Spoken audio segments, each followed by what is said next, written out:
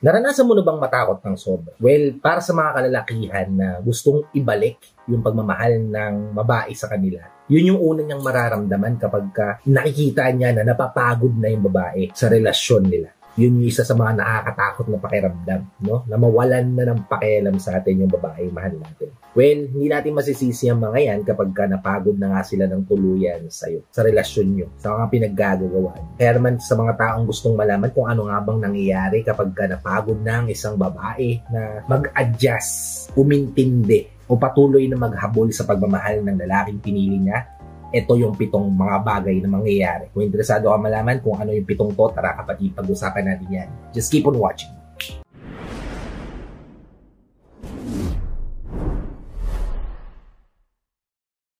Hi, I'm Gary Opimo at gumagawa ko ng mga videos na katulad nito para matulungan ka na maging best version ng sarili mo at may bigay mo yung best self mo syempre sa mga taong mahal mo. Kaya kung bago ka pa lang dito sa channel ko, please consider liking this video. Hit the subscribe button and the notification bell para lagi kang updated sa mga videos na tulad nito na i-upload pa natin sa inaharap. At ang unang-unang bagay kapatid na nagagawa ng babae kapag napagod na sila magmahal, napagod na sila sa paulit-ulit mong ginagawa sa kanila, napagod na sila sa paulit-ulit na pag-a-adjust nila para lang maayos, mabuo o maging matibay yung relasyon, ay yung mawawalan na sila ng pake. Yes, tama yung narinig nyo. Kapag yung babae ay nawalan na ng pake sa'yo, nawalan na ng pake sa kainatnan ng relasyon nyo, matakot ka na kapatid. Kasi nga, pagod na yan. Ayaw niya nang ipaglaban pa. Ayaw niya nang ma-stress pa. Ayaw niya nang isipin pa yung mga bagay-bagay na hindi naman nakakapagpa-healthy sa kanya. Hindi naman nagbibigay sa kanya ng happiness. At once na mangyari yun kapatid na mawalan siya ng pake sa'yo, ramdam na ramdam at kitang-kita mo na kayang-kaya niya nang layuan ka, kayang-kaya niya nang iwan ka, kayang-kaya niya nang tumayo sa sarili ng mga paa nang hindi ka kasama. Yan yung unang nagagawa ng babae kapag napagod na siya sa relasyon niyo. At ang ikalawa, hindi mo na mararamdaman yung halaga mo. Tama, hindi na. Kasi nga, sawa na siya eh. Paulit-ulit mong ginagawa sa kanya. Paulit-ulit mo siyang sinasaktan, paulit-ulit siyang umiiyak, paulit-ulit siya naghahabol, paulit-ulit siya nagsusumamo sa'yo na baguhin mo yung ugali mo, ayusin mo yung sarili mo, ayusin mo yung pagkatao mo, ayusin nyo yung relasyon nyo. Pero wala kang ginagawa. Patuloy mo pa rin inuulit-ulit yun sa kanya. At yan kapatid, yan yung kahinatnan mo. Yan yung pinaka-karma para sa'yo na yung taong akala mo patuloy na magmamahal sa'yo ay napapagod din. Kasi tao yan, mortal yan, may nararamdaman yan at may limitasyon yan kapatid. Kaya kapag naramdaman mo, nakita mo sa mga mata niya na pagod na siya, wala ka ng halaga para sa kanya. Hindi mo na mararamdaman yung pagkikare niya sa'yo.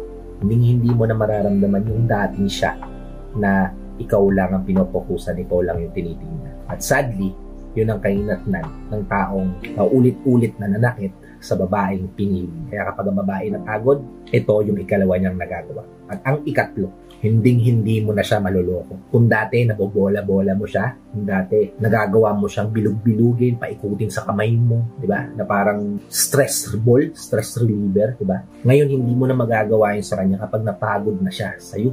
Kapag napagod na siya sa relasyon niyo, kapag napagod na siya mag-adjust, kapag napagod na siya na manghingi ng atensyon, pansin at importansya mula sa iyo. Kasi nga sabi ko kanina, may limitasyon ng lahat ng tao.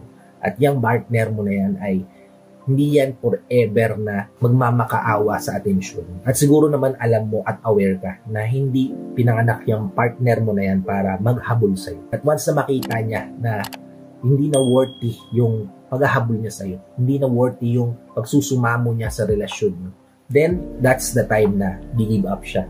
At yun yung oras at panahon na hindi na ulit magtutugma yung kagustuhan yung dalawa. Yun na yung katapusan ng relasyon. Kasi hindi mo na siya maluloko, hindi mo na siya mabibilog, hindi mo na siya magagawang paikutin sa mga kamay mo. Okay, proceed tayo sa ika-4, which is hindi mo na siya magagawang pangitiin. Well, for some guys, naiisip nila na kapag ka ang isang babae ay napangiti nila, napapatawad na rin kagad sila ng babae niya. Well, effective yan sa mga taong hindi pa pagod sa relasyon. Pero once na yung partner mo ay hindi mo na magawang pangitiin, halimbawa nagkamali ka tapos ginagawa mo yung best mo para pangitiin siya, kasi hindi na siyang humingiti kahit ano pang gawin mo, Ako kapatid, sign yan na pagod na siya. Sign yan na sawa na siya.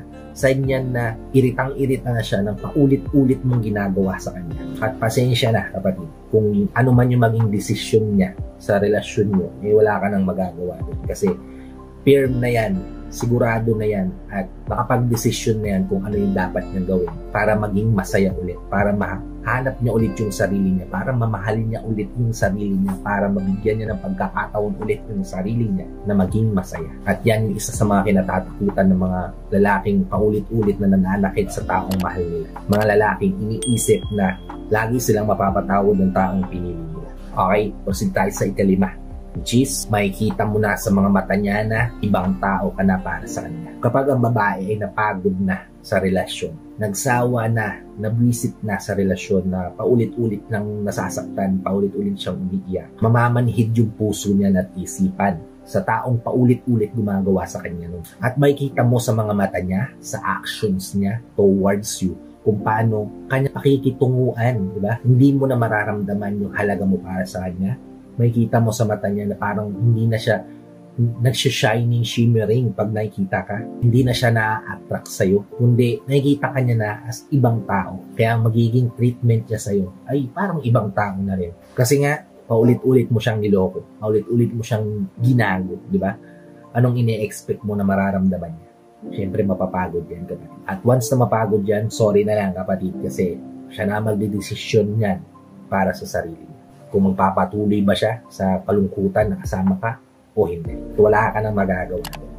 Okay? Proceed tayo sa ika-6, which is wala nang saysayang effort mo pagdating sa kanya. Pagdating sa babaeng pagod na sa paulit-ulit na panggagago, paulit-ulit na pangloloko, paulit-ulit na pananakit mo sa kanya. Sa susunod na babawi ka sa kanya, sa susunod na ipapakita mo na humihingi ka ng kapatawaran, mawawalan na ng sense yun para sa kanya. Kasi nga manhid na yung puso niya. Kasi paulit-ulit mo nang ginawa. Kaya para sa kanya, wala nang saysay yung mga effort pa na ginagawa mong pagpaparamdam sa kanya. Kaya para sa kanya, wala nang saysay yung mga pag-e-effort mo pa na pagpaparamdam sa kanya na mahalaga siya sa'yo. Kasi nga, nung magkasama kayo, hindi mo pinaramdam yan sa kanya. Ngayon pa, nahuli na ang lahat, saka mo paparamdam. Ngayon pa, napagod na siya, saka mo ipaparamdam. Ngayon pa, nasawa na siya, saka mo ipaparamdam. Samantalang nung pinapahalagahan ka niya, hindi mo magawang iparamdam yan sa kanya.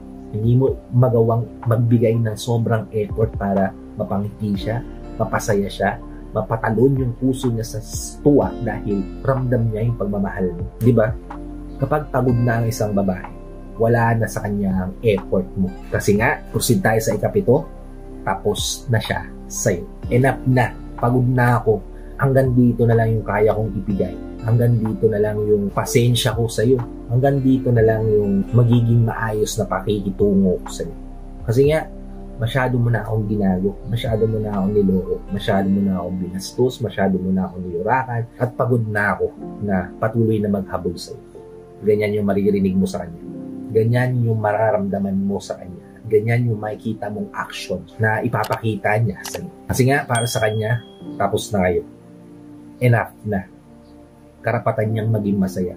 At kailangan mong irespeto yun. Kung di mo na ibigay sa kanya yung dapat niyang maramdaman, dapat niyang ma-feel bilang partner mo, then baka hindi nga siya para sa iyo. Baka nga hindi mo siya deserve at lalong hindi ka niya deserve. Kaya nakakalungkot na isipin, hanggang dito na lang kayo. Kasi para sa kanya, tapos na ang lahat sa inyo. So, hope hindi ka dumaranas sa ganitong sitwasyon. Hope hindi ganito yung pakikitungo sa iyo ng partner. Kasi kung ganito na, kabahan ka na. Kasi sigurado masisira na yung relasyon mo. At siya na yung gagawa ng desisyon para matapos yung pagsasama. Kaya naman, para sa mga kalalakihan, kapatid, na hindi nila nakikita yung worth ng partner nila sa kanila. Ngayon na partner pa sila nito, gumawa na kayo ng paraan, kapatid, na may paramdam sa partner nyo kung gaano sila kahalaga sa inyo. Kasi para sa kanila, kapag tapos na, pagod na, enough na. At wala na tayong magagawa tungkol dyan. And I hope napulutan nyo ng aral tong video na to. And if napulutan nyo nga naman, please help me share this to your loved ones na posible natin matulungan ng video na to. Para nakatulong na kayo sa kanila, nakatulong na rin ako sa kanila. Sa lahat ng OFW viewers natin at sa mga viewers natin dito sa Pilipinas na walang sawa, sumusuporta, sumusubaybay sa mga videos na ginagawa at pina-upload ko. Maraming salamat po sa palagian yung panonood at pagsuporta. Kung bago ka pa lang dito sa channel ko, please consider liking this video. Hit the subscribe button and the notification bell para lagi kang updated sa mga videos na tulad nito na i-upload pa natin sa inyo. So, ayun na mga friend. Maraming salamat ulit sa panonood and I hope to see you all on my next vlog. Ingat ka dyan palagi kapatid. God bless you.